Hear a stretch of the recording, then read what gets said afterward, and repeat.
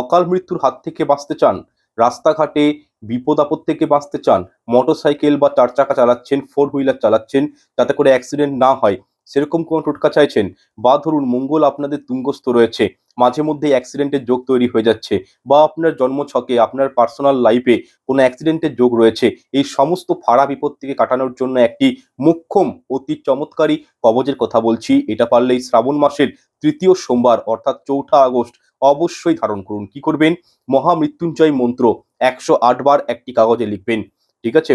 মানে ওই মন্ত্রটি লেখার পর আপনারা তৃতীয় সোমবারে শিবলিঙ্গে ওই কাগজটি রেখে দিবেন। শিবলিঙ্গের অভিষেক করবেন, পুজো করবেন এবং পরে সেটি রূপো বা তামার মাদুলিতে কাগজটিকে ফোল্ড করে কবচে ভরে কবচের মুখটা মোম দিয়ে আপনারা আটকিয়ে দিবেন এবং সোমবার দিন পুরুষেরা ডান হাতে এবং মহিলারা বাম হাতের বাহুতে বা গলায় ধারণ করুন। এর ফলে অকাল মৃত্যুর হাত থেকে রক্ষা পাবেন এবং সমস্ত অ্যাক্সিডেন্ট থেকে আপনারা কিন্তু